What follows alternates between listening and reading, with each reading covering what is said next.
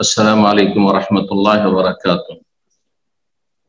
إن الحمد لله نحمده ونستعينه ونستغفره ونعوذ بالله من شرور أنفسنا ومن سيئات أعمالنا. من يهده الله فلا مضل له ومن يضلل فلا هادي له. وأشهد أن لا إله إلا الله وحده لا شريك له وأشهد أن محمدا عبده ورسوله صلى الله تعالى عليه وعلى آله وصحبه وسلم تسليما كثيرا. أما بعد. সম্মানিত ইসলাম, আল্লাহ রাব্বুল আলামিনের প্রশংসা এবং রাসূলুল্লাহ সাল্লাল্লাহু আলাইহি সাল্লামের উপর সালাত ও সালামের পর আজ 28শে জিলহজ 1444 হিজরি মোতাবেক 16 জুলাই 2023 আমাদের ধারাবাহিক আলোচনা ফিকহুস সালাত অর্থাৎ সালাতের নামাজের মাসলা মাসাইল পর্ব নম্বর 7, সালাতের মাসাইল বা ফিকহুস সালাতের পর্ব নম্বর 7। বিষয়বস্তু আজকে আজান সম্পর্কে বিভিন্ন বিষয়গুলি। আজান সম্পর্কে, আজান শুনলে আজানের জবাব কি দিতে হবে এবং আজানের জবাব দিলে তার ফজিলত কি, আজানের ফজিলত কি, এই বিষয়গুলি নিয়ে আলোচনা হবে ইনশাআল্লাহ। বলছেন লেখক, মা ইয়াকুলুহু মান সামিআল আযান, যে আজান শুনবে সে কি বলবে। মুয়াজ্জিন আজান দিচ্ছেন আর আমরা যারা শুনছি তাদের করণীয় কি। বলছেন যে পুরুষ হোক আর নারী হোক সকলের জন্য যারা আজান শুনবে, সরাসরি আজান, তারা আজানের জবাব দেবে, এটি সুন্নাত। ইউসান্নু লিমান সামিআল মুয়াজ্জিন মিনার রিজালি ওয়ান নিসা, পুরুষ নারী যারাই মুয়াজ্জিনের আজান শুনুক না কেন তাদের জন্য সুন্নাত হচ্ছে এই কাজগুলি। সেই কাজগুলি কি কি? 1 নম্বর হচ্ছে আইয়াকুলা মিসলাহু, তার মতোই বলবে। যেমন মুয়াজ্জিন বলছেন যে বাক্যগুলি, সেই বাক্যগুলি বলবেন। একমাত্র ব্যতিক্রম হাইয়া আলাস সালাহ হাইয়া আলাল ফালাহ, হাইয়া আলাস সালাহ 2 বার এবং হাইয়া আলাল ফালাহ যে 2 বার রয়েছে, এই 2 2 4, এই ক্ষেত্রে লা হাওলা ওয়ালা কুওয়াতা ইল্লা বিল্লাহ বলবেন, লা হাওলা ওয়ালা কুওয়াতা ইল্লা বিল্লাহ। আর যারা শুনবেন তারা বলবেন। আর এটি হচ্ছে যুক্তিসঙ্গত। হাইয়া আলাস সালাহ, সালাতের জন্য আসতে বলছেন, ফালাহ সার্বিক কল্যাণের জন্য আসতে বলছেন। সেই ক্ষেত্রে আপনি শুনছেন, আমি শুনছি, আর সেই বাক্যটি বলবো, এটা বেমানা। কিন্তু যদি লা হাওলা ওয়ালা কুওয়াতা ইল্লা বিল্লাহ বলি, এর সম্পর্ক রয়েছে তার সাথে, যে আল্লাহ রাব্বুল আলামিনের ক্ষমতা ছাড়া আমাদের কোনো ক্ষমতা নেই। আল্লাহ যদি ক্ষমতা দেন, আমাদের শক্তি সামর্থ্য দেন, তাহলে ইনশাআল্লাহ তাআলা আসার জন্য প্রস্তুত রয়েছে। তো এই একটি বিষয় সুন্নাত। দ্বিতীয় হচ্ছে যখন আজান শেষ হয়ে যাবে তখন মুয়াজ্জিন এবং শ্রোতা সকলে কি করবেন? নবী সাল্লাল্লাহু আলাইহি ওয়াসাল্লামের উপর সালাত পেশ করবেন, সালাত পেশ করে দুরূদ পেশ করবেন। মনে মনে উচ্চ স্বরে নয়, চিৎকার করে নয়, মাইকে নয়, আওয়াজ করে নয়, মনে মনে পড়বেন আস্তে আস্তে। আর নিজেকে যদি শোনান সমস্যা নেই, আস্তে করে, কিন্তু সবাইকে শুনিয়ে উচ্চ স্বরে নয়, জাহেরি নয়, সিররি। আজান শেষ হলে সুন্নাত হচ্ছে মুয়াজ্জিন এবং শ্রোতা সকলেই নবী সাল্লাল্লাহু আলাইহি ওয়াসাল্লামের প্রতি সালাত দুরূদ পেশ করবে। 3 নম্বর সুন্নাত হচ্ছে যে নবী সাল্লাল্লাহু আলাইহি ওয়াসাল্লাম থেকে সাহাবায়ে কেরামগণ যা বর্ণনা করেছেন যে দোয়া, সেই দোয়া পড়া সুন্নাত আজানের পরে। আজানের পরে মুয়াজ্জিন পড়বেন এবং অন্যান্যরাও পড়বেন। সেই দোয়া বর্ণনা করেছেন জাবের ইবনে আব্দুল্লাহ রাদিয়াল্লাহু তাআলা আনহুমা, প্রখ্যাত সাহাবী, সাহাবীর ছেলে সাহাবী, বলছে আন্না রাসূলুল্লাহ সাল্লাল্লাহু আলাইহি ওয়াসাল্লাম, রাসূলুল্লাহ বলেছেন, মান কালা হিনা ইয়াসমাউন নিদা, যে ব্যক্তি আজান শুনবে সে যদি বলে আল্লাহুম্মা রাব্ব হাযিহি দাওয়াতি তাম্মা ওয়াস সালাতিল কায়িমা আতি মুহাম্মাদাল ওয়াসিলাতা ওয়াল ফাযিলা ওয়া বা'সু মাকামান মাহমুদা আল্লাযী ওয়া'আদতা, এই দোয়াটি যদি বলে, আল্লাহুম্মা, হে আল্লাহ, রাব্ব হাযিহি দাওয়াতি তাম্মা, এই পূর্ণ দোয়ার যিনি মালিক, ওয়াস সালাতিল কায়িমা, প্রতিষ্ঠিত সালাত, যে সালাত কায়েম হতে যাচ্ছে, যে সালাতের জন্য আজান দেওয়া হচ্ছে, আহ্বান করা হচ্ছে, এরও মালিক, আতে মুহাম্মদ, হে আল্লাহ, তুমি মুহাম্মদ সাল্লাল্লাহু আলাইহি সাল্লামকে প্রদান করো আল ওয়াসিলা, তুমি ওয়াসিলার মর্যাদা দান করো, ওয়াসিলার মর্যাদা দান করো, আল্লাহর সান্নিধ্য লাভের মর্যাদা। সর্বোচ্চ মাকাম বা স্থান, ফজিলত, ওয়াল ফজিলা এবং তাকে ফজিলত দান করা, ওয়াবআসহু মাকামান মাহমুদা এবং তাকে প্রশংসিত স্থানে পৌঁছিয়ে দাও, আল্লাযী ওয়া'আদতা যার তুমি প্রতিশ্রুতি করেছো তার সাথে। এই দোয়া কেউ যদি বলে, নবী সাল্লাল্লাহু আলাইহি সাল্লামের জন্য দোয়া করলো, তার আগে আল্লাহর গুণগান করলো, তাহলে হাল্লাত লাহু শাফাআতি ইয়াউমাল কিয়ামাহ, তার জন্য আমার সুপারিশ অবধারিত হয়ে যাবে। রাসূলুল্লাহ সাল্লাল্লাহু আলাইহি ওয়াসাল্লাম বলেছেন, সহিহ বুখারী হাদিস, সহিহ বুখারী 614 নম্বর হাদিস। আর একটি হাদিস রয়েছে কালেমা শাহাদাত পড়ার। সাদ বিন আবি ওয়াক্কাস রাদিয়াল্লাহু তাআলা আনহু থেকে বর্ণিত, তিনি বলছেন যে রাসূলুল্লাহ সাল্লাল্লাহু আলাইহি ওয়াসাল্লাম বলেন, মান ক্বালা হিনা ইসমুল মুয়াজ্জিন, যে ব্যক্তি মুয়াজ্জিনের আযান শুনলো, যখন মুয়াজ্জিনকে বলতে শুনলো কি আশহাদু আল্লা ইলাহা ইল্লাল্লাহ, তখন বলবে আশহাদু আল্লা ইলাহা ইল্লাল্লাহ ওয়াহদাহু লা শারীকা লাহু ওয়া আন্না মুহাম্মাদান আবদুহু ওয়া রাসূলুহু, রাদিতু বিল্লাহি রাব্বান ওয়া বিল ইসলামি দীনান ওয়া বি মুহাম্মাদিন সাল্লাল্লাহু আলাইহি ওয়াসাল্লাম রাসূলান। সহিহ মুসলিমের হাদিস। এই দোয়া যদি কেউ পড়ে, কোন কোন রিওয়ায়াতে রয়েছে যে আশহাদু আল্লা ইলাহা ইল্লাল্লাহ, আশহাদু আন্না মুহাম্মাদুর রাসূলুল্লাহ শোনার পরে যখন শুনলো তখন বলল। এই জন্য আরো উলামায়ে কেরাম বলছেন যে এখানে সূক্ষ্ম সুন্নাত বা সবচেয়ে সহিহ সুন্নাত, সুন্নাহর কাছাকাছি আমল হচ্ছে শাহাদাতাইন শোনার পরে আপনিও শাহাদাত বলবেন। যখন মুয়াজ্জিনের আশহাদু আল্লা ইলাহা ইল্লাল্লাহ তাওহীদের শাহাদাত শুনছেন, আশহাদু আন্না মুহাম্মাদুর রাসূলুল্লাহ রিসালাতের শাহাদাত শুনছেন, তখন বলবেন আপনি আশহাদু আল্লা ইলাহা ইল্লাল্লাহ ওয়াহদাহু লা শারীকা লাহু ওয়া আশহাদু আন্না মুহাম্মাদান আবদুহু ওয়া রাসূলুহু, রাদিতু বিল্লাহি রাব্বিল ইসলাম দীনান ওয়া মুহাম্মাদিন সাল্লাল্লাহু আলাইহি ওয়াসাল্লাম, এটা শেষে বলেন, সমস্যা নেই। আর আমাদের সমাজে যেটা প্রসিদ্ধ সেটা হচ্ছে আযান শেষ হওয়ার পরে এটি পড়ে থাকে। যাই হোক, এই বিষয়ে একদল উলামায়ে কেরাম ইজতিহাদ হচ্ছেন যে শাহাদাতের কালেমা আপনি আশহাদু শোনার পরে বলবেন। আল্লাহু তাআলা সহিহ মুসলিমের হাদিস এটি। তারপরে নিজের জন্য দোয়া করতে পারেন, কিন্তু এখানে হাত উঠানো আমাদের উপমহাদেশে, ভারত, বাংলাদেশ, পাকিস্তানে হানাফি সমাজ, এমনকি অনেকে আহলে হাদিস মুয়াজ্জিনরাও এবং আজান যারা শুনে, মসজিদ আজান শুনে, তারাও আজানের পর হাত উঠিয়ে দেয়। এর কোন প্রমাণ নবী সাল্লাল্লাহু আলাইহি ওয়াসাল্লাম থেকে নেই যে এই দোয়াগুলি পড়ার জন্য হাত উঠিয়ে দেওয়া। সুতরাং এটি সুন্নতের কাছাকাছি নয়, বরং বিদআতের কাছাকাছি। বিদআত হওয়ার সম্ভাবনা বেশি, যার ফলে হাত উঠাবে না। যেখানে হাত, নবী সাল্লাল্লাহু আলাইহি ওয়াসাল্লাম সাহাবায়ে কেরামগণ দোয়া পড়েছেন কিন্তু হাত ওঠার কথা উল্লেখ নেই, সেখানে আপনি হাত উঠাবেন না। আর যেখানে, অথচ ওই দোয়াগুলি নবী সাল্লাল্লাহু আলাইহি ওয়াসাল্লাম সাহাবায়ে কেরাম পড়েছেন, ওই সময় সুযোগগুলি এসেছে তাদের সামনে, কিন্তু তারা হাত উঠান। যেমন ফরজ সালাতের পরে নবী সাল্লাল্লাহু আলাইহি ওয়াসাল্লাম সাহাবায়ে কেরামগণ ফরজ সালাত শেষ করেছেন, সেই সময় জিকির আজকার করেছেন, কিন্তু হাত উঠিয়ে দোয়া করেননি।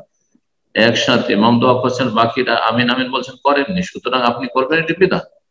ঠিক তেমনি নবী সাল্লাল্লাহু আলাইহি ওয়াসাল্লাম সাহাবায়ে কেরাম আযান শুনেছেন, আযান দিয়েছেন, যারা আযান শুনেছেন আযানের জবাব দিয়েছেন, তারপরে এই দোয়াগুলি পড়েছেন, কিন্তু ওই সময়টায় হাত ওঠার কোনো প্রমাণ নেই। সুতরাং হাত ওঠানো সুন্নাত নয়। আযান ইকামতের মাঝখানে দোয়া কবুল হয়, সুতরাং মুস্তাহাব হচ্ছে যে আযান শেষ হয়ে যাওয়ার পর আপনি দোয়া করতে পারেন।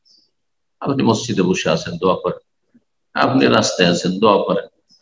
আযান ইকামতের মাঝখানে যে কোনো জায়গায় দোয়া করার বিশেষ কোনো স্থান নেই যে ওখানেই দোয়া করতে হবে। মসজিদে থাকলে দোয়া, রাস্তাঘাটে আছেন, আপনি এমনি চলতে চলতে দোয়া করছেন। হাত উঠিয়ে দোয়া করা বাধ্যতামূলক নয়। কখনো হাত উঠিয়ে দোয়া করেন, কখনো এমনিতে আপনি দোয়া পড়ছেন, দোয়া করছেন, আল্লাহর কাছে চাইছেন।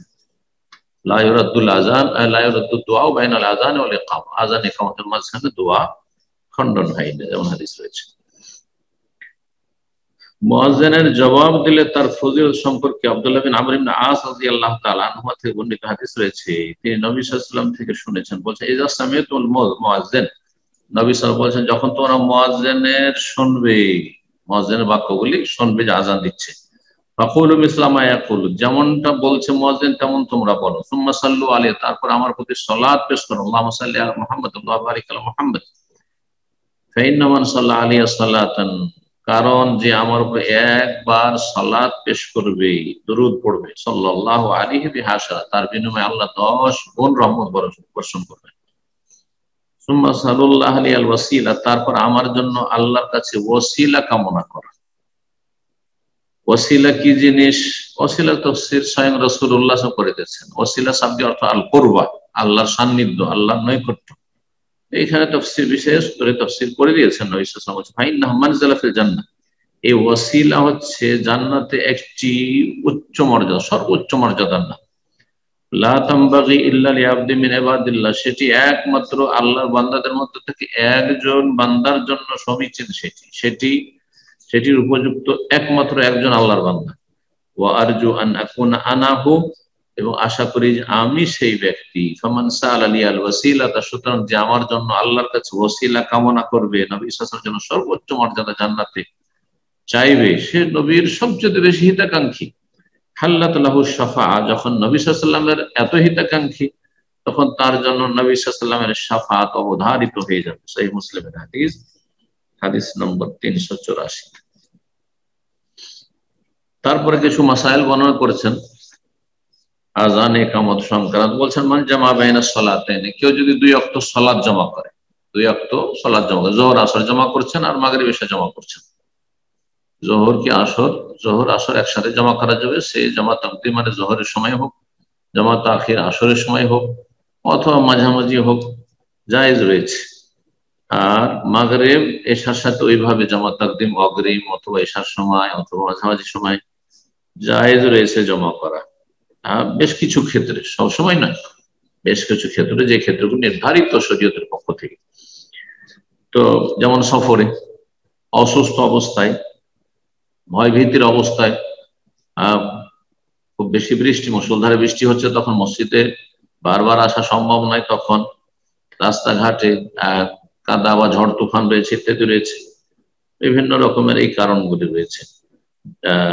আর আরেকটি জমা রয়েছে হজ উপলক্ষে হাজী সাহেবদের জন্য, আরাফার জমা জোহর আসর, আর মুজদালিফার জমা হচ্ছে মাগরিব এশা।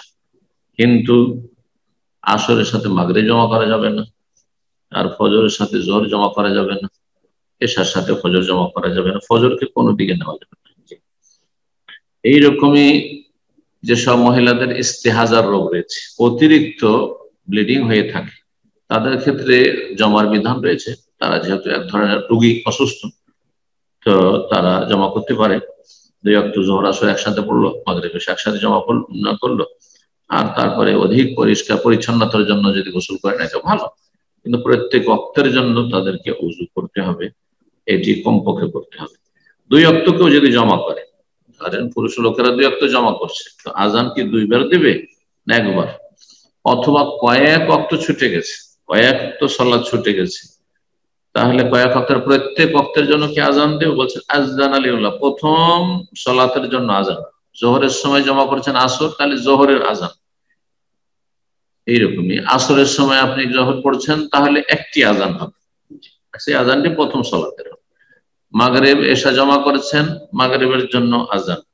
সুম্মা আকামা লিকুল্লি ফরিজা, তারপরে প্রত্যেক ফরজ সালাতের জন্য ইকামত দিবেন আপনি। কয়েকটি সালাত কাজা বিশেষ কারণে হয়তো, তো এমনি যদি কেউ কাজা করে তাহলে গুনাহগার, অবশ্যই গুনাহগার, কবিরা গুনাহগার হবে যদি কাজা করে। কিন্তু শরীয়তে যেসব ক্ষেত্রে ছাড় রয়েছে, মানুষ নিরুপায় ভুলে গেছে অথবা ঘুমিয়ে থেকে গেছে অনিচ্ছাকৃত, কয়েক ওয়াক্ত ছুটে গেছেন, ব্যবসায় ছিল 2-4 ওয়াক্ত, বেশি সময় ধরে নয়, দীর্ঘ সময় ধরে নয়, তাহলে ওলামারা বলছেন যে কাজা করে নেবে। তো কাজা করলে এখানে প্রথম আজান, প্রথম ওয়াক্তের জন্য আজান, আর বাকিগুলির প্রত্যেকটির জন্য, প্রত্যেকটি সালাতের জন্য, প্রত্যেকটি ফরজের জন্য ইকামত দেবে। এইরকমই করে থাকে হাজী সাহেবরা। আপনারা জানেন যে আরাফাতে জোহর আসরকে জমা করা হয়, এক আজান দুই ইকামত। ওই যে এক আজান যে দেওয়া হয় সেটি জোহরের আজান, সেটি আসর আজান, এক আজান দুই ইকামত। এইরকমই মাগরিব এশার জন্য আজান দেওয়া হয় মুজদালিফায়, সেটি একটি আজান, দুই ইকামত। সেটা যেহেতু জমা তাখির করা হয়, সেটা এশার আজান ধরেন আর মাগরিব আজান ধরেন, একটি আজান দুই ইকামত। إذا أخر صلاة الظهر لشدة حر أو أخر العشاء إلى الوقت الأفضل فالسنة أن يؤذن عند إرادة الصلاة।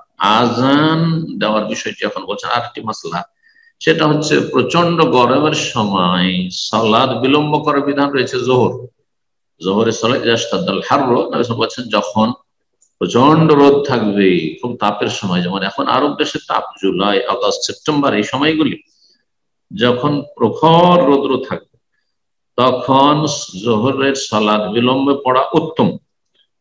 এইরকমই এশার সালাত সারা বছর সবাই যদি একসাথে পড়তে পারেন মসজিদের মুসল্লিরা, তাহলে বিলম্বে পড়া রাত্রে তৃতীয় অংশ পর্যন্ত, রাত্রে 9টা থেকে 10টার মধ্যে পড়া, এটা বেশি উত্তম। তো যদি জোহরের সালাত বিলম্ব করা হয় প্রচন্ড গরমের কারণে, অথবা এশার সালাত বিলম্ব করা হয় উত্তম ওয়াক্ত পাওয়ার জন্য, তাহলে আজানটা কখন দিবেন? আউয়াল ওয়াক্তে আজান দিয়ে দিবেন, নাকি যখন সালাত কায়েম করার কাছাকাছি সময় হবে তখন তার 10 মিনিট 15 মিনিট 20 মিনিট আগে আজান দেবেন? কারণ অনেক আগেই যদি আজান দিয়ে দেন, এখন জোহর পড়বেন আপনি দেরি করে 1টার সময়, আর জাওয়াল হয়ে যাচ্ছে ধরেন 11টা 50-এ, 11টা 50, 1 ঘন্টা 1.5 ঘন্টা আগে আজান দিয়ে দেবেন না? মোটেই না। যখন আপনি সালাত আদায় করতে চাইবেন তার আগে আজান দেবেন, তার 10 মিনিট 15 মিনিট আগে আজান দেবেন, যাতে করে আজান শোনার পর মানুষ প্রস্তুত হয়ে এসে বেশিক্ষণ বসে থাকতে না। কারণ অনেকের জন্য বসে থাকা মুশকিল, অসুস্থতার কারণে, ব্যস্ততার কারণে, বিভিন্ন কারণ হতে পারে। বলছেন যে সুন্নাত হচ্ছে যে যখন সালাত আদায় করতে চাইবেন তখন আজান দেবেন, আগে থেকে আজান দিয়ে বসবেন না। বলো তারপরে বলছেন যে একই মসজিদে যদি 2 জন বা ততোধিক তার বেশি মুয়াজ্জিন বলে আমি আজান দেবো, বলছে আমি আজান দেবো, বলছে আমি আজান দেবো, আজান দেওয়া নিয়ে যদি ঝগড়া হয়ে যায়, বা আমি মুয়াজ্জিন হবো মসজিদের, গ্রামের কয়েকজন বলছে আমি মুয়াজ্জিন হবো, তাহলে কি করবে? বলছে ইযা তাশাহা মুয়াজ্জিনানে, 2 মুয়াজ্জিন যদি ঝগড়ায় লিপ্ত হয় যে না আমি মুয়াজ্জিন হবো, ও বলছে আমি মুয়াজ্জিন হবো, বা তার বেশি যদি হয় ততোধিক, কুদ্দামাল আফদালু সাওতান, তাহলে 1 নম্বরে দেখতে হবে তাদের আজান শুনে যে কার আওয়াজ সবচেয়ে বেশি ভালো, হ্যাঁ, কে বেশি উচ্চ স্বরে আজান দিতে পারে এবং আজানের তার আওয়াজ সুন্দর। যখন নবী সাল্লাল্লাহু আলাইহি ওয়াসাল্লাম বেলাল রাদিয়াল্লাহু তাআলা আনহুকে মদিনার মসজিদের মুয়াজ্জিন নিযুক্ত করেন, অথচ স্বপ্ন দেখেছিলেন এবং স্বপ্নের খবর এসে, যে স্বপ্নে যে বাক্যগুলি শুনলেন সেই সব বাক্যগুলি এসে শোনালেন আব্দুল্লাহ বিন যায়েদ ইবনে আব্দুর রাব্বি, কিন্তু তাকে মুয়াজ্জিন বললেন, নিযুক্ত করলেন না। বললেন যে যখন তুমি স্বপ্ন দেখেছো আর তুমি এসে এত সুন্দর বাক্যগুলি শোনালে তো তুমি মুয়াজ্জিন হয়ে যাও, এটা করলেন না। কিন্তু বললেন যাও আলকে আলা বেলাল, বেলালকে এক একটি করে বাক্য শিখিয়ে দাও, আর তারপরে সে আজান দিক। কেন? ফাইন্নাহু আন্দা সাওতান, কারণ তার আওয়াজ বেশি উঁচু, উঁচু আওয়াজ হইতে হবে, সুন্দর আওয়াজ হইতে হবে, সে 1 নম্বরে প্রাধান্য পাবে। কিন্তু দেখা যাচ্ছে যে 2 জন কম্পিটিশন এসছে, গ্রামের একই গ্রামের একই মহল্লার 2 জন 3 জন, সবারই আওয়াজ ভালো, সবারই আওয়াজ উঁচা, বলছে না আমার আওয়াজ উঁচা, আমার আওয়াজ উঁচা, তাহলে তো ঝগড়া থেকে যাচ্ছে। বলছে সুম্মাল আফজালু ফি দীনি ওয়া আকলিহি, তারপরে দেখতে হবে যে দিনদারিতে, পরহেজগারি, তাকওয়ায় এবং জ্ঞান বুদ্ধিতে কে বেশি উত্তম, জ্ঞান বিবেকের দিক থেকে এবং দিন এবং তাকওয়া পরহেজগারির দিক থেকে, ইমানদারির দিক থেকে বেশি উত্তম। সেটাতেও যদি পার্থক্য করা যায় তাহলে ভালো হয়ে গেল। আর যদি তাও নয়, দেখা যাচ্ছে 2 জনই বা 2 3 জন 4 জন যারা এসছে সবাই বড় দিনদার, সবাই বড় বুদ্ধিমান বিচক্ষণ, তাহলে 3 নম্বর বলছে সুম্মা মান ইয়াখতারুল জিরান, তাহলে দেখতে হবে মসজিদের প্রতিবেশী যারা, আশেপাশে যারা বসবাসকারী, তারা কাকে পছন্দ করে, তাদের বেশি অধিকার রয়েছে, তারা মসজিদের প্রতিবেশী, জারুল্লাহ, আল্লাহর প্রতিবেশী তারা, সুতরাং তাদের চয়েস প্রাধান্য পাবে। তারা যদি বলে যে অমুককে মুয়াজ্জিন চাই, তাহলে তাদের কথা গ্রহণযোগ্য। তাতেও দেখা গেল যে মসজিদের আশেপাশে বসবাসকারী যারা প্রতিবেশী মসজিদের, তারা আপোষে দ্বন্দ্বে লিপ্ত হয়ে গেল, তারাও একমত হইতে পারছে না। তারা কেউ বলছেন না একে চাই, আর এক দল বলছে একে চাই। বলছেন 4 নম্বরে সুম্মা কোরা, তখন কোরআ করবে, মানে লটারি করতে হবে, লটারি করে ঝামেলা শেষ। এবং লটারি করার বিষয়ে নবী সাল্লাল্লাহু আলাইহি ওয়াসাল্লাম হাদিস রয়েছে যে মানুষরা যদি জানতো, লাউ ইয়ালামুন, তারা যদি জানতো, মাহফিত তাহজির ওয়াল আজান, তাড়াতাড়ি করে মসজিদে আসলে আউয়াল ওয়াক্তে সালাত আদায় করলে, বা সাফি সাফিল আউয়ালে প্রথম কাতারে সালাত আদায় করলে, আর আল আজান, আজানে কি ফজিলত রয়েছে, এই বিষয়গুলির ফজিলত সম্পর্কে নবী উৎসাহিত করতে গিয়ে বা গুরুত্ব বয়ান করতে গিয়ে নবী সাল্লাল্লাহু আলাইহি ওয়াসাল্লাম বলেছেন যে যদি প্রথম কাতারে ফজিলত জানতো, যদি আউয়াল ওয়াক্তে সালাত আদায়ের মানুষ ফজিলত জানতো যে কত ফজিলত রয়েছে, এইরকম আজান দেওয়ার যে কত ফজিলত রয়েছে, কারণ অধিকাংশ মানুষ আজান দিতে চায়, ইমামতি অনেকে করতে চায় কিন্তু আজান দিতে চায় না। আজান দিতে বলেন যে না না না তুমি দিয়ে দাও, তুমি আজান এগিয়ে যেতে চায় না। তো মানুষ যদি জানতো যে আজান দেওয়ায় কত ফজিলত রয়েছে, সুম্মা লা ইয়াজিদু আইয়াস্তাহিমু আলাইহি লাস্তাহামু আলাইহি, তারপরে আজান দেওয়ার কোনো চান্স পাচ্ছে না, প্রথম কাতারে কোনো চান্স পাচ্ছে না, তো এতে কম্পিটিশনে গিয়ে হেরে যাচ্ছে, একটাই পথ বা দ্বন্দ্ব শুরু হয়ে যাচ্ছে। তো সেখানে যদি পড়াও করতে হয়, লটারি করতে হয়, তার লটারি করে আজান দেওয়ার সুযোগ নিত, প্রথম কাতারে স্থান নেওয়ার সুযোগ নিত। এইরকম কথা নবী সাল্লাল্লাহু আলাইহি ওয়াসাল্লাম বলেছেন। তাহলে সেই হাদিস প্রমাণ করে যে আজানের ক্ষেত্রে যদি দ্বন্দ্ব হয়, দুইজন বা তার বেশি লোক বলছে আমি আজান দেবো, বলছে আমি আজান দেবো, আমি মুয়াজ্জিন হবো, বলছে আমি মুয়াজ্জিন হবো, তাহলে পড়া করেন 4 নম্বরে। এই 4টি কথা বললেন। প্রথম হচ্ছে যার আওয়াজ বেশি উঁচা, 2 নম্বরে যে বেশি দিনদার এবং জ্ঞানী, 3 নম্বরে মসজিদে প্রতিবেশীরা যাকে পছন্দ করে, তাতে যদি সমাধান না হয় 4 নম্বরে পড়া করবেন, লটারি করবেন। এক মসজিদে একাধিক মুয়াজ্জিন নিযুক্ত করা জায়েজ কিনা, বলছে জায়েজ, মুবাহ। একই মসজিদের 2 জন বা তার বেশি, শুধু 2 জন না, নবী সাল্লাল্লাহু আলাইহি সাল্লামের 2 জন মুয়াজ্জিন মসজিদ নববী ছিল, বেলাল রাদিয়াল্লাহু তাআলা আনহু প্রসিদ্ধ মুয়াজ্জিন, তিনি নিয়মিত, আর আব্দুল্লাহ ইবনে উম মাকতুম ফজরের আগে যে আযান দিতেন।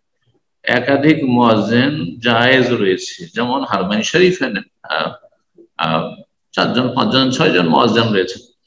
তো একাধিক মুয়াজ্জিন একই মসজিদের জায়েজ রয়েছে নিযুক্ত করা, জি, এবং তাতে ভাগ করে দেওয়া হবে, সময় ভাগ করে দেওয়া হবে বা ওয়াক্ত ভাগ করে দেওয়া হবে, যাতে করে আপোষে কোন রকমের দ্বন্দ্ব না হয়। আজান দেওয়ার ফজিলত, আজান হলে তাতে আজানের কি ফজিলত রয়েছে, এই মর্মে হাদিস নিয়েছেন সহিহ বুখারী মুসলিম থেকে একটি, বলছেন আবু হুরায়রা রাদিয়াল্লাহু তাআলা আনহু বর্ণনা করেছেন রাসূলুল্লাহ সাল্লাল্লাহু আলাইহি ওয়াসাল্লাম বলেন ইযা নুদিয়া লিস-সালাতি, যখন আজান দেওয়া হয় এই সালাতের, আদবারা শাইতানু লাহু দুরা, তখন শয়তান পলায়ন করে বায়ু নির্গত করতে, উচ্চ স্বরে, দুরাত বলা উচ্চ স্বরে বায়ু নির্গত করা, কেন, যাতে করে আজানের আওয়াজ কানে না যায়। কারণ আল্লাহর জিকিরে শয়তান সবচেয়ে বেশি কষ্ট পায়, শয়তান জ্বলে পড়ে যায়, যার ফলে আওয়াজ করতে করতে তার বায়ু নির্গত করে আর পালাতে থাকে যাতে করে আজান শুনতে না। ফাইজা কুযিয়ান নিদাও, যখন আজান সম্পন্ন হয়ে যায় তখন আবার ফিরে আসে মসজিদে, ফিরে চলে আসে শয়তান, মানুষকে ওয়াসওয়াসা দেওয়ার জন্য, ভুলিয়ে দেওয়ার জন্য, গাফিল করে দেওয়ার জন্য। হাত্তা ইযা সুবিহা লিস-সালাতি, তারপরে যখন সালাতের ইকামত দেওয়া শুরু হয়, তাসবিহ মানে হচ্ছে ইকামত দেওয়া যখন শুরু হয়, তখন আবার পালাতে শুরু করে। হাত্তা ইযা কুযিয়াত তাসবিহ, তারপরে যখন ইকামত শেষ হয়ে গেল, আকবাল, আবার ফিরে চলে আসে। হাত্তা ইয়াখতারা বাইনাল মারই ওয়া নাফসি, তারপরে মানুষকে কুমন্ত্রণা দিতে, ওয়াসওয়াসা দিতে থাকে, ভুলিয়ে দিতে থাকে, বিভিন্ন কথা মনে করায়। ইয়াকুল, শয়তান যেহেতু মানুষের রক্তের সাথে সেরা অপসেরাই চলতে পারে, ইন্না শায়াতান ইয়াজরি মিন ইবনি আদম মাজরাদ দাম, এমন ভাবে এসব ওয়াসওয়াসা দিতে থাকে যে আমরা টের পাই না, কিন্তু বাস্তব সত্য। ওজকুর কাদা, শয়তান ভিতর বলতে থাকে যে তুমি অমুক কথা স্মরণ করো, অমুক কথা স্মরণ করো, অমুকের কাছে তুমি টাকা পাবে, তুমি ভুলে গেছো, অমুক তোমার কাছে পাবে, অমুক কাজটি, ওই কাজটি তোমাকে করতে হতো, অমুকের সাথে এই বিষয়টি তোমাকে সারতে হতো, ইত্যাদি ইত্যাদি। এমন এমন কথা মনে আসে যে সালাত ছাড়া বাইরে মনেই আসবে না, সালাত ছাড়া বাইরে মনে আসে না, কিন্তু সালাতের সময় সব মনে করে দেয় ইবলিস শয়তানের চালানা। ওজকুর কাজা লিমা লাম ইয়াকুন ইয়াজকুর, যেগুলি স্মরণে হচ্ছিল না, খেয়ালই ছিল না, সব খেয়াল চলে আসে সালাত শুরু করলে। আল্লাহু আকবার, শয়তান কত আমাদের পিছনে লেগে আছে। হাত্তা ইয়াজাল্লা রাজুলু লা ইয়াদরি কাম সাল্লা, এমন হয়ে যায় একজন মুসল্লি মানুষের সালাত অবস্থায় যে ও টের পায় না, জানতে পারে যে কয় রাকাত হলো, কয় রাকাত হলে ইমাম সাহেবের পিছনে পড়েছে ও মনেই নাই, ইমাম তার লাগাম ধরে যেন টানছে, রশি ধরে টানছে, গরু ছাগল, মনেই নেই। অধিকাংশ লোকের এই অবস্থা। কোন সূরা পড়লেন প্রথম রাকাতে, সূরা ফাতিহার পরে, তাও জানা নেই, ভুলে যায়, মনে থাকে না। কি জন্য? শয়তান ভুলিয়ে দেয়। বুখারী মুসলিমের হাদিস। জুমার দিন আজান সম্পর্কে তারপর বলছেন, আল আজান ইয়াউমুল জুমআহ, জুমার দিন আজান ইয়াকুন হিনা ইয়াজলিসুল ইমাম আল মিম্বারি লিল খুতবা, ইমাম যখন মেম্বারের উপর বসবেন খুতবা দেওয়ার জন্য তখন আজান হবে। এটি হচ্ছে মূলত আসল আজান। ওয়াহিনা কাসরান নাস ফি আহদ উসমান রাদিয়াল্লাহু আনহু, উসমান রাদিয়াল্লাহু আনহু যখন মদিনার জনসংখ্যা খুব বেড়ে গেল আর গোটা মদিনায় শুধু মসজিদ নববীতে জুমা হতো, অন্য কোনো জুমা মসজিদ ছিল না, যাদা কাবুলাহু নিদা সালিস, তখন তৃতীয় আজান তিনি বাড়িয়ে দিলেন। তৃতীয় আজান সময়কালের দিক থেকে বলা হয়েছে, সময়কাল মানে আগে ছিল না, সর্বশেষ এই তৃতীয় আজান উসমান রাদিয়াল্লাহু চালু করেছেন, এই দিক থেকে তৃতীয়। তো তৃতীয় কি করে? আজান তো দুটো, একটা নয় দুটো। একটি আজান তো খুতবা, ইমাম সাহেব যখন বসলেন খুতবা দেওয়ার জন্য মেম্বারে তখন, আর একটি আজান বলা হয়েছে একামতকে আজান বলা হয়েছে, একামতকেও শরীয়তের ভাষায় আজান বলা হয়। সেটি হচ্ছে সানি আজান, দ্বিতীয় আজান। আউয়াল আজান হয়ে গেল খুতবায় বসার সময়, আর দ্বিতীয় আজান হলো আপনার একামত, আর তৃতীয় আজান বলা হয়েছে জুমার সালাতের 1 ঘন্টা 40 মিনিট আগে বা তারও কিছু আগে, যাতে করে মানুষরা যারা মাঠে ঘাটে আছে, কর্মব্যস্ততা আছে, তারা গাফিল হয়ে আছে, তারা প্রস্তুতি নেওয়ার যথেষ্ট সুযোগ পায়। এই আজানকে এই জন্য তৃতীয় আজান বলা হয়েছে। মূলত যে আজান দেওয়া হচ্ছে ধারাবাহিক ভাবে এই হিসাবে ধরলে আউয়াল আজান, কিন্তু সেটার প্রচলন ঘটেছে 3 নম্বরে, সেই জন্য সেটাকে আজানে নেদায়ে সালিস বা আজানে সালিস বলা হয়েছে। ওয়াফাকাহু সাহাবাতু রাদিয়াল্লাহু আনহু আলা যালিকা, সাহাবায়ে কেরামগণ তার পক্ষে সমর্থন দিয়েছেন, কেউ বিরোধিতা করেননি। সাহাবায়ে কেরাম সাধারণত বিরোধিতা করেননি। একমত আব্দুল্লাহ বিন ওমর রাদিয়াল্লাহু তাআলা আনহু থেকে একটি বর্ণনা রয়েছে, আল্লাহ তাআলা আলাম। বাকি উলামায়ে কেরাম বলেছেন যে এর উপর ইজমা হয়ে গেছে। সুতরাং কেউ যদি এই আজান দেয় যে উসমান রাদিয়াল্লাহু আজান, তার প্রয়োজন বোধে, প্রয়োজন আছে, অনেক লোক সংখ্যা, বড় জামে মসজিদ আর লোক সংখ্যা গ্রামে অনেক, তাহলে ঘন্টা খানেক আগে, এই 5 মিনিট 10 মিনিট আগে আজান দেওয়ার কোনো যুক্তি নাই, এটি সুন্নত নাই, সুন্নতের খেলাফ হয়ে যাবে, তো আজান দেবে। আর যদি প্রয়োজন না মনে করে তাহলে আজান দেবে না। যদি কেউ আজান দেয় তো এটি খলিফা রাশেদের সুন্নাত, সুতরাং যায় সেটিকে বেদাত বলার কোনো অবকাশ নেই। আর যদি প্রয়োজন না থাকে তো আল্লামা নাসির আল-আলবানী রাহিমাহুল্লাহ বলেছেন এই আজানের কোনো প্রয়োজনই নেই। তাহলে আর অন্য আলেমরা বলেছেন যে যদি প্রয়োজন বোধ হয় তাহলে ওসমান রাদিয়াল্লাহু আজান দিলে দিতে পারে, আজানকে কেউ বেদাত বলবেন না। আবার আজান এটি হচ্ছে উসমান রাদিয়াল্লাহু ইজতিহাদ, আর তিনি খলিফা রাশিদ, আর খলিফার অনুসরণ করতে বলা হয়েছে, আর খলিফার আদর্শকে সুন্নাত বলা হয়েছে, বেদাত বলা হয়নি। আলিফ সুন্নাতি ওয়া সুন্নাতুল খুলাফায়ে রাশিদিন আল মাহদিয়িন মিন বাদি, তোমরা আমার আদর্শকে সুন্নতকে আঁকড়ে ধরো এবং খুলাফায়ে রাশিদিনের সুন্নতকে আঁকড়ে ধরো। সুতরাং কেউ যদি শুধু একটি আজান দেয় খুতবা শুরু হওয়ার সময়, ইমাম যখন বসেছে মেম্বারে তখন, তো এটিও ঠিক নবী সাল্লাল্লাহু আলাইহি ওয়াসাল্লামের আমলের যে আমলটি বা জামানার আমল, আর আবু বকর সিদ্দিক, ওমর আর 2 খলিফা পর্যন্ত। আর কেউ যদি অতিরিক্ত একটি আজান ঘন্টা খানেক আগে দেয় তাহলে তো সুন্নাত, কিন্তু 5 মিনিট 10 মিনিট আগে দেবে আর সেটা মসজিদের ভিতরে না, তাহলে এটি সুন্নতের খেলাফ হবে। কারণ উদ্দেশ্য হচ্ছে বাইরের লোকে জানানো, যাতে করে তারা প্রস্তুতি নিয়ে আসতে পারে। জি, তারপরে বলছেন যে ইমাম এবং মুয়াজ্জিন তারা পারিশ্রমিক নিতে পারবেন না, চেয়ে লা ইয়াখুযুল ইমাম আলা ইমামাতিল মুসাল্লিন আজরান, পারিশ্রমিক চেয়ে নিতে পারবেন না। গ্রামের লোক বলছে আমি ইমামতি করছি, আমাকে বেতন দাও, পয়সা দাও, তাহলে ইমামতি না হয় নামাজ পড়াবো না, জায়েজ নয়।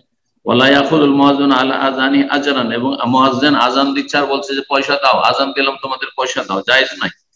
কিন্তু যদি সরকারের পক্ষ থেকে বাইতুল মাল থেকে অথবা গ্রামে একটি কমিটি আছে, সংস্থা আছে, আর সেখান থেকে একজন মানুষ ফ্রি হয়ে 5 ওয়াক্তের দায়িত্ব নিয়েছে ইমামতির অথবা আযানের, সুতরাং তাকে আমরা বেতন দেবো, তাহলে জায়েজ।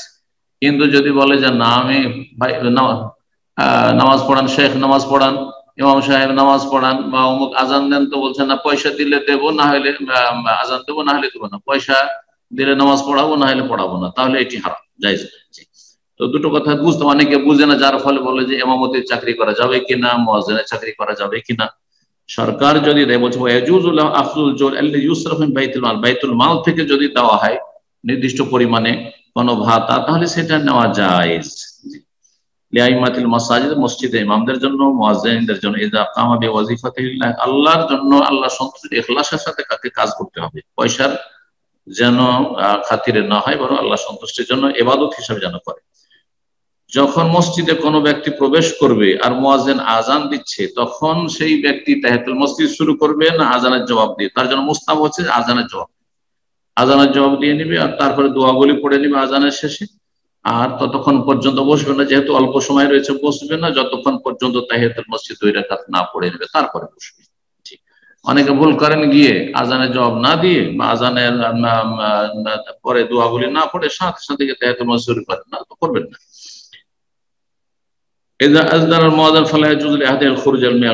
যখন আজান হয়ে যাচ্ছে, আপনি মসজিদে আছেন, তাহলে মসজিদ থেকে বের হওয়া জায়েজ নয়, কোনো ব্যক্তির জন্য জায়েজ নয়, একমাত্র ইল্লাল্লি উযর, কারো যদি ওজর থাকে, অজুহাত থাকে, যেমন অসুস্থ ব্যক্তি, অসুস্থ এখন যেতে হচ্ছে মসজিদে বেরিয়ে চিকিৎসার জন্য, অথবা ওযু নেই, মসজিদে বসেছিল, আজান হয়ে গেল, ওযু নেই, তাহলে ওযু করার জন্য যাবে, বাথরুমের চাপ হয়েছে, বাথরুমে যাবে, তাহলে জায়েজ। কিন্তু আজান হলো, মসজিদে বসে মিটিং করছিল বা মসজিদের চত্বরে বসেছিল, আর তারপরে সেখান থেকে বাড়ি চলে গেল, এটা জায়েজ নয়। জি, বারাকাল্লাহু ফিকুম। এখানে আজকের আলোচনা শেষ করছি। আল্লাহ রাব্বুল যেন কবুল করেন, এবং আল্লাহ রাব্বুল আলামিন আমাদেরকে সালাতের পাবন্দ যারা করে, মুসলিমদেরকে 5 ওয়াক্ত সালাতের হেফাজতকারী যেন বানিয়ে দেন, যাতে করে তারা সত্যিকার মুসলিম হয়ে বেঁচে থাকতে পারে। ওয়ালা তামুতুন্না ইল্লা ওয়া আনতুম মুসলিমুন, আর মুসলিম আল্লাহর সামনে হাজির হতে পারে। সাল্লাল্লাহু আলাইহি ওয়া সাল্লাম নবিয়ানা মুহাম্মদ ওয়া আলা আলিহি ওয়া সাহবিহি আজমাইন।